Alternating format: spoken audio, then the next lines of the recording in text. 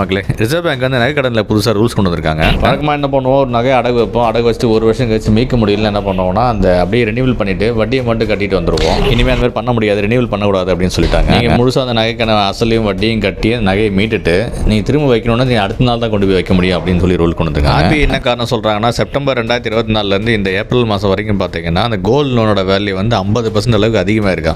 மற்ற எந்த லோனோட இது கொஞ்சம் அதிகமாக இருக்குது. இதுக்கு வந்து கோல்டு விலை அதிகமானது ஒரு காரணம். மக்கள் அதை மீட்காமல் என்ன பண்ணுறாங்க, திரும்ப அதை அப்டேட் பண்ணுறாங்க. அதாவது அதுக்கு மேலே எக்ஸ்ட்ரா அமௌண்ட் வாங்கிக்கிறது. இன்றைக்கி என்ன கோல்டு ப்ரைஸோ அதுக்கான எக்ஸ்ட்ரா அமௌண்ட் சேர்த்து வாங்கிக்கிறது. இப்போ 1 லட்சத்துக்கு அடை வச்சிருக்காங்கன்னா இன்றைக்கி 10,000 அதிகமாச்சுன்னா அந்த 10,000 எக்ஸ்ட்ரா வாங்கிட்டு வருது.